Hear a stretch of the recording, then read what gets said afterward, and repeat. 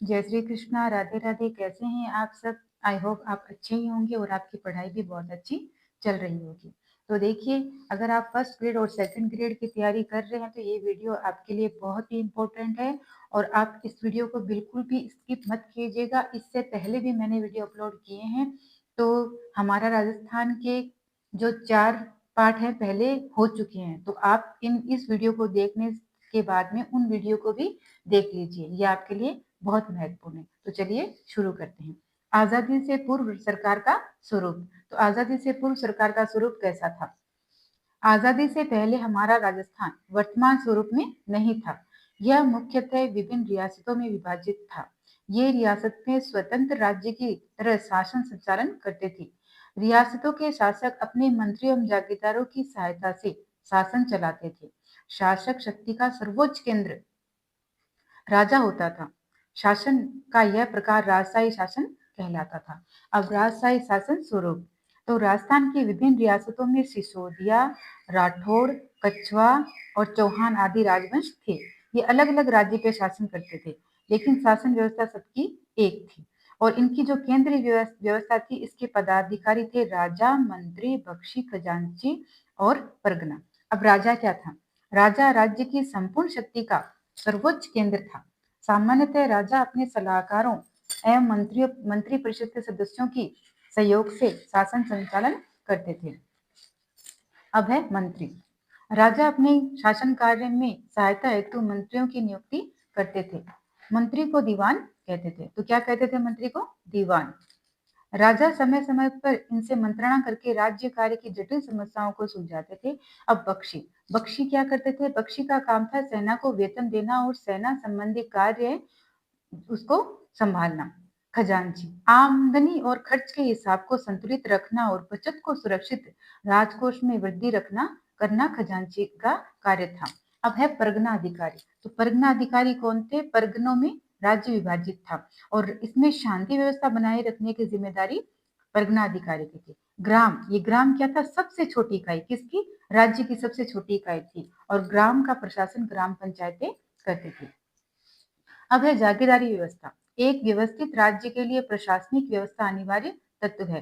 राजस्थान के मध्यकाल का संपूर्ण शासन तंत्र राजा और जागीरदारी व्यवस्था पर आधारित था। जागीरदारी व्यवस्था रक्त संबंध एवं कुलीन भावना पर आधारित थी।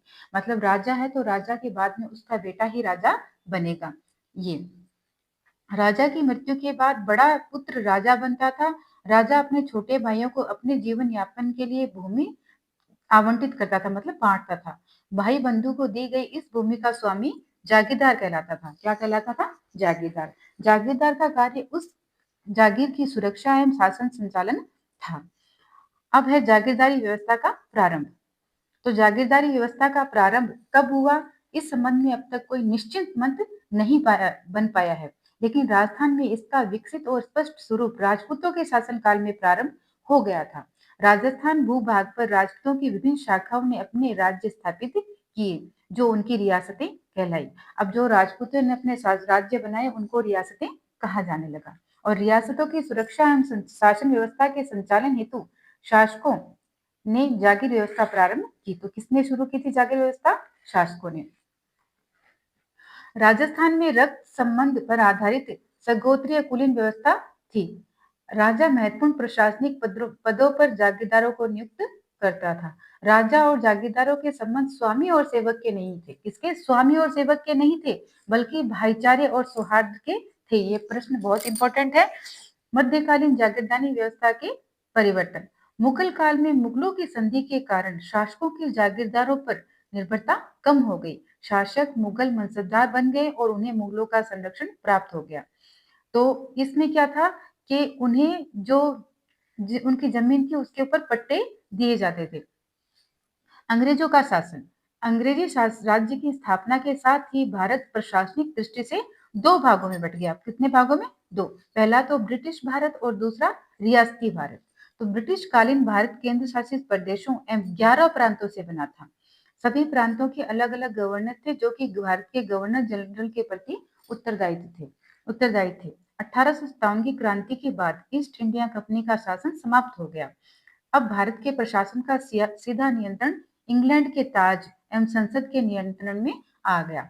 लॉर्ड कैनिंग को गवर्नर जनरल के साथ साथ भारत का प्रथम वायसराय भी बनाया गया। अंग्रेज सरकार द्वारा विभिन्न अधिनियम पारित करके भारत का शासन संचालित किया जाने लगा। 1935 का भारत सरकार अधिनियम जिसे 1 अप्रैल 1937 में लागू किया गया, जिसके द्वारा अजमेर मेरवाड़ा का जो प्रशासन था उसे परिवर्तित कर दिया गया।